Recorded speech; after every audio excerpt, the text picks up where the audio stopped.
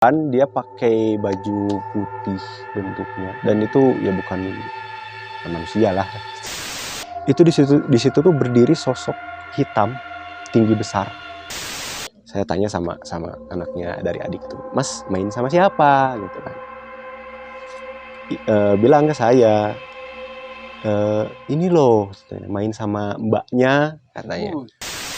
Setiap malam, kalau bisa dibilang sih istilahnya itu ketindihan ya.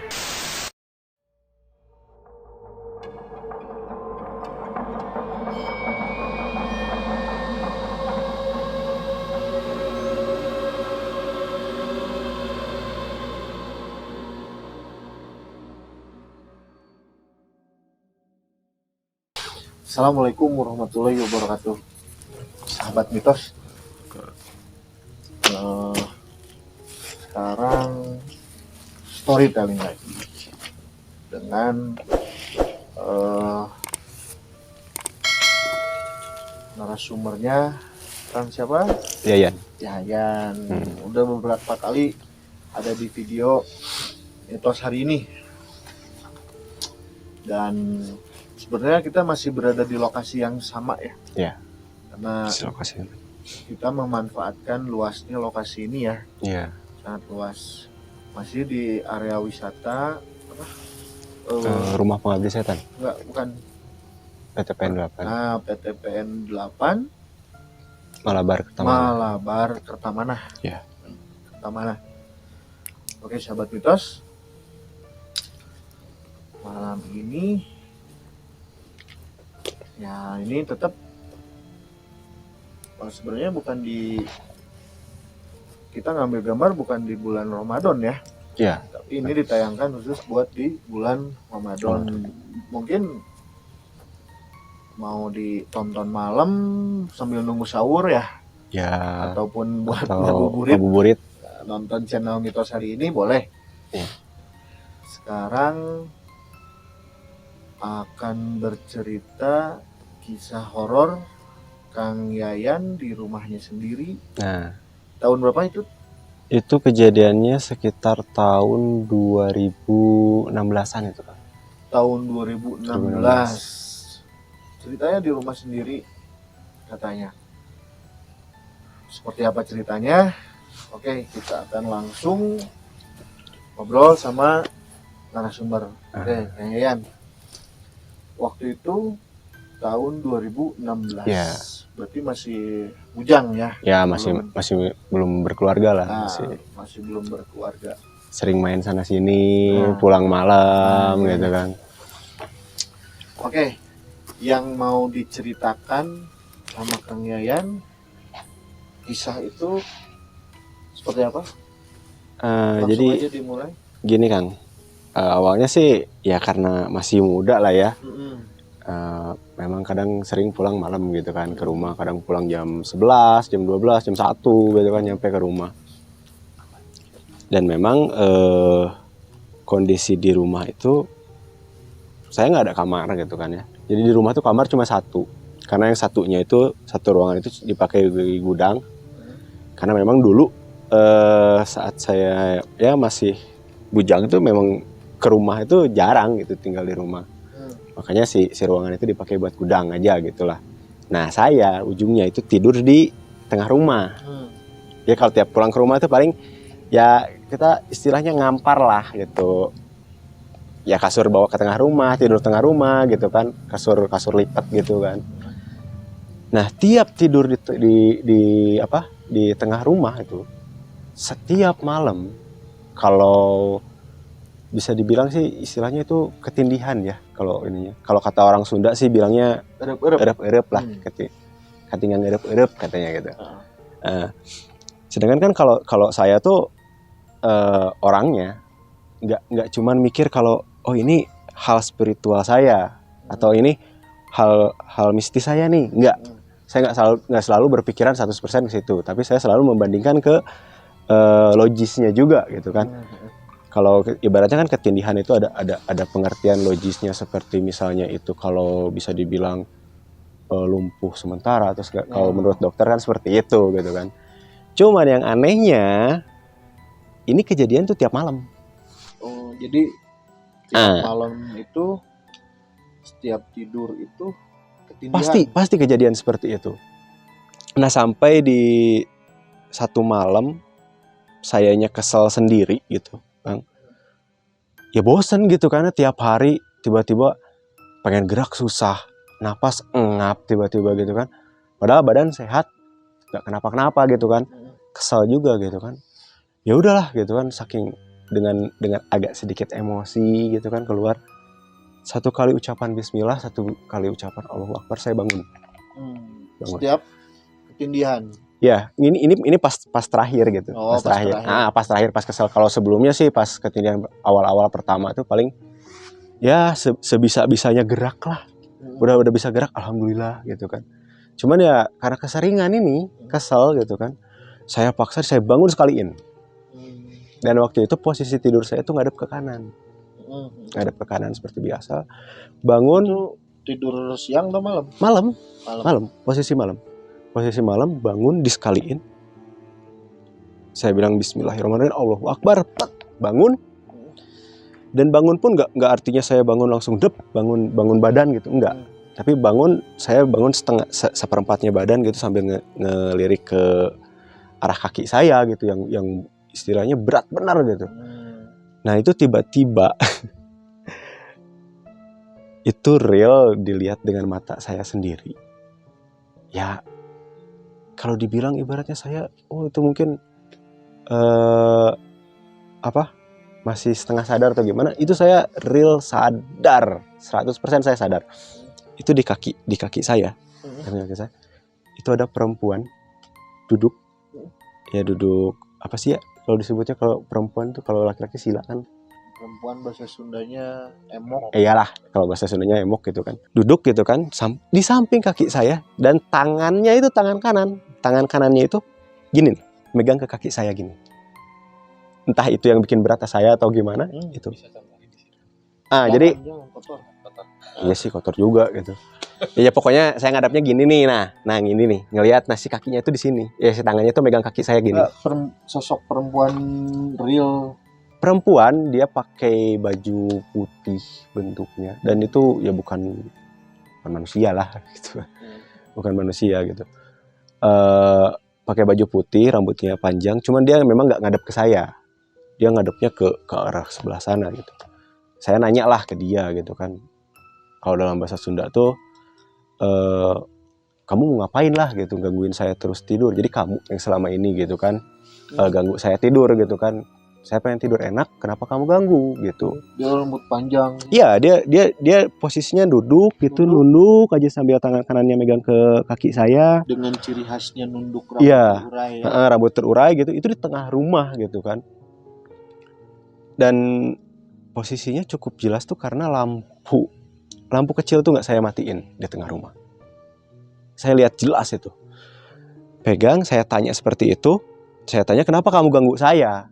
Gitu kan. Dia nggak noreh, nggak apa, cuman dia jawab sambil nunjuk. Jadi ngadepnya ke sana, ke sebelah sana gitu kan ya. Saya di belakang sebelah sini sambil tiduran, ini kaki saya sebelah sini gitu. Dia tuh ngadep ke sebelah sana sambil nunjuk. Saya takut sama itu. Ada lagi sosok makhluk lagi. Iya, jadi saya pun kaget gitu kan, karena kan posisi saya berarti membelakangi yang dia tunjuk gitu kan, nggak terlalu kelihatan.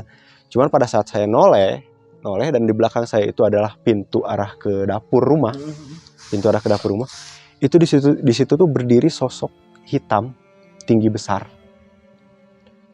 itu tingginya itu hampir satu ini ya apa? Atap langit rumah. Plafon. Lurus itu rata bener.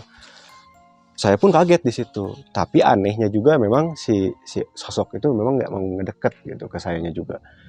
Dia cuman diam berdiri di situ dan seolah-olah kayak nunggu si perempuan ini untuk ngejauh dari saya. Nah, dari situ saya bilang lah ke si sosok perempuan itu, ya sudah, kalau kamu takut dengan dia, saya persilahkan kamu diam di situ. Tapi tolong jangan sampai mengganggu saya lagi atau mengganggu keluarga saya lagi gitu. Mungkin kalau saya lari ya. ada ya secara lah kita lagi tidur Jam 1:30 lah itu kejadiannya. dideketin sosok makhluk perempuan yang identik Ah, Indonesia banget, kearifan lokal mungkin. iya, mungkin bisa. Gitu ya. Dan itu pun nggak tahu ngikutnya dari mana gitu, saya pun nggak tahu. Ya mungkin karena ya sayanya dulu mungkin pulang malam habis dari mana malam gitu kan. Jadi sobat mitos, sosok Kang Yayan ini bukan sosok, ini masih manusia. Jadi Kak narasumber ini Kang Yayan itu sering di tidur erep-erep Ya, tadi? ketindihan. Sering ketindihan pas lagi tidur, dan saking seringnya sampai kesel katanya, sampai kesel. Dan Tapi kalau klimaksnya yang tadi gitu. klimaksnya pas kesannya di situ. Tapi saya percayanya kalau karena saya bilang kan ke sosok itu kan, kalau kamu takut sama dia terus mau diam di situ ya saya persilahkan gitu kan. Awalnya sih saya memang nggak percaya apa dia tetap masih di situ atau tidak gitu kan. Sampai terakhir ya baru beberapa tahun kebelakang lah, sekitar 2018-an itu anak dari adik saya yang main ke rumah. Masih kecil, umurnya sekitar 3 tahunan lah. Anak 3 tahun kan masih polos-polosnya gitu. Dia main sendiri gitu. Saya tanya gitu kan, karena ya tinggalnya di Solo gitu kan. Saya tanya sama anaknya dari adik itu, Mas main sama siapa gitu kan. Bilang ke saya, ini loh main sama mbaknya katanya. Itu nunjuk di tengah rumah itu. Ini main sama mbaknya. Oh ya udah, kalau misalnya baik yang penting jangan gangguin ya. Iya, enggak. Jadi sampai bilang gitu, anak kecil loh, umur 3 tahun itu. Jadi si sosok itu nggak pergi dari rumah. Enggak, jadi memang real Sampai begitu sekarang. saya. Ya sepertinya sampai sekarang tetap ada gitu di rumah. Sahabat mitos, ngeri. Di rumah sendiri dan sekarang masih ditinggalin, dan sosok itu masih tetap ada. Sosok perempuan baju putih rambut panjang ya. Ya itu. Jadi inti kisahnya mungkin saking kesalnya waktu itu sering ketindihan lah. Tapi lebih ke ada yang ikut dari luar sih awalnya. Iya. Sebenarnya kalau dari inti cerita ini, kalau kita yang ngalamin sebenarnya ngeri sahabatnya. Coba bayangin pas kita buka mata tidur ada sosok. Ya 2 lagi. 2 lah. Tapi Kang Yayan nggak lari, malah berkomunikasi dengan sosok makhluk tersebut. Ya intinya makanya kalau kata orang tua, kalau kita udah dari luar rumah mau tidur cuci kaki katanya. Kalau di Muslim kan harusnya berwudu lah. Ya, berwudu. Mau tidur itu berwudu dan membaca doa. Gitu kan. Apalagi sebenarnya ada mandi ayat lah. Mau tidur itu ya ada mandi ayat. Mandi ayat itu apa Noy? Biasa Al-Fatihah, Falaq Binas. Fatihah, Al-Ikhlas, Falaq, Binas, ditiupin kan ke tangan. Ya. Baru diucapin ini ke belakang sampai ke ujung kaki, itu sunnah Rasul dulu gitu ya Noy ya. Mandi ayat itu terhindar dari gangguan jin dan sihir. Ya kalau tidak mau mengalami itu hal seperti Kang Yayan. Ya kalau nonton ini cerita Kang Yayan ini, baiknya itu yang belum wudu, bangun wudu dulu. Apalagi belum sholat dulu. Dan pas mau tidur bantalnya itu dibalik dulu dan dibersihkan si tempat itu sambil membaca sholawat.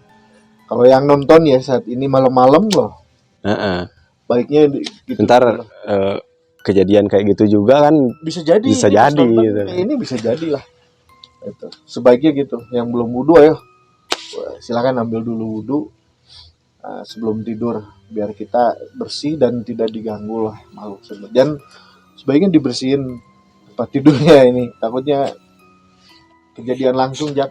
Ini yang lagi nonton kalau malam gitu. Ngeri, kejadian Kang Yayan ngeri. Sebenarnya ada lagi cerita dari Kang Yayan, tapi berhubung batu sandungannya di memori dan waktu, mungkin satu dulu aja ya Oke. Kang Yayan. Kita akan sambung lagi story-story yang lain, dan mudah-mudahan kita lancar dalam menjalankan ibadah puasa. Semoga berlimpah rahmat dan berkah Amin. saat kita melakukan ibadah puasa. Amin. Oke, pantengin terus channel kita, channel Mitos hari ini. Subscribe, like, komen, dan tentu saja share Share sebanyak-banyaknya. Oke, sampai ketemu lagi di tayangan kita selanjutnya. Assalamualaikum warahmatullahi wabarakatuh. Waalaikumsalam.